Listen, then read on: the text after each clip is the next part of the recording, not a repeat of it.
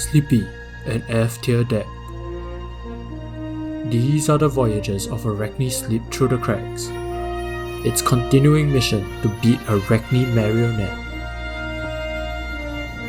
To not lose to Earth and every other deck in the meta. To boldly go where no one has gone before.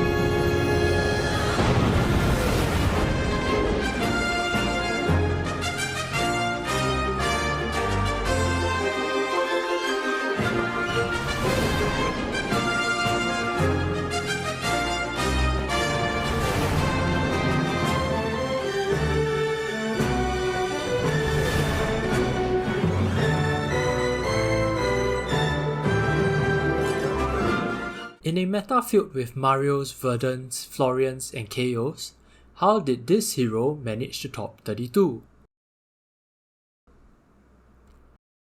The banning of Bonds of Agony took away a huge chunk of Slippy's power.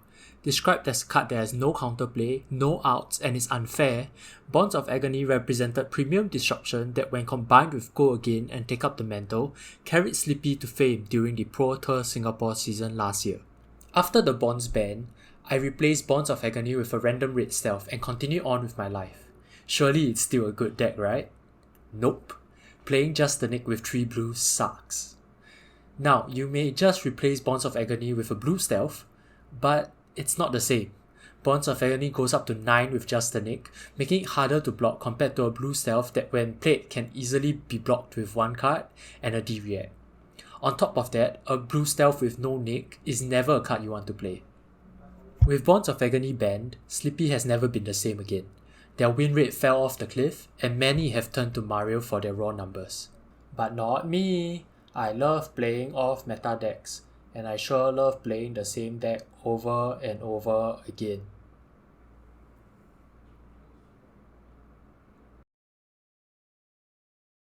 Just because a card is good doesn't mean you have to play it. A random quote I made up.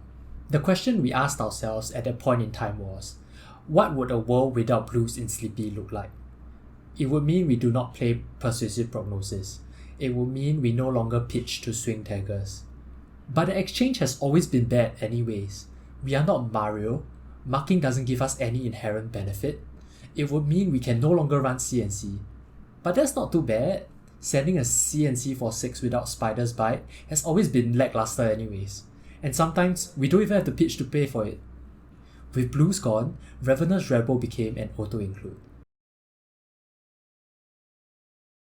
With Ravenous Rabble now in the main board, our game plan has shifted to be more aggressive. Games end in 6-7 turns, and Tunic has become increasingly mid. The games are too fast for us to get 2 resources from Tunic, so we need a new chest.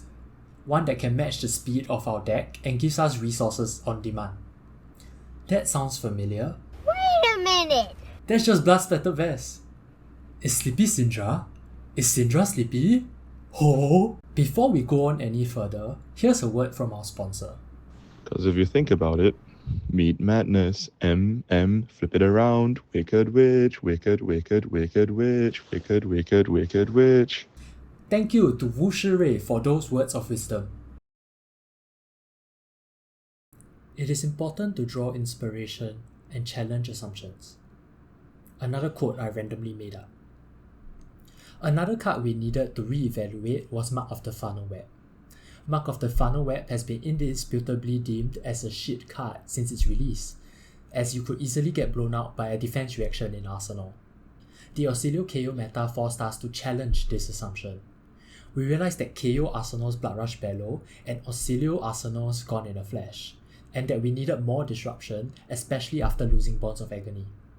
Mark of the Funnel Web became key to winning those matchups. If Slippy is Syndra and Syndra is Slippy, then why don't we play a 0 for 3 that has a minor upside? Pick Up the Point paired with a counter from Blood Splattered Vest is essentially a 0 for 4, which also allows us to support the inclusion of Mark of the Funnel Web. Okay, the deck is almost done, but we still can't beat Earth. We need to beat Earth. Mario beats Earth by using Codex of Inertia. Can we do the same? Looking at our deck of head jabs, we have an 80% chance to play the top card of our deck. Wait, that's even better than Mario! If you would like to know more about the deck and how exactly you can beat Earth and Mario on Slippy, there is a guide written by Pro Tour champion Wu Shirei himself in the description box below. We put in a lot of effort into testing and writing this guide to ensure you know exactly what to do to beat your opponents. This deck was created by 3 unemployed people, so any support is much appreciated and would go towards helping us get to Pro Tour Yokohama in April. I do hope that this video was educational. If you like what you watch, may I suggest you watch this video right here, where I broke up with Bolton. Because if you think about it, meet madness, flip it around, wicked witch, wicked, wicked, wicked witch, wicked, wicked, wicked witch, wicked, wicked, wicked witch, wicked, wicked, wicked witch, wicked, wicked, wicked witch, wicked, wicked, wicked witch.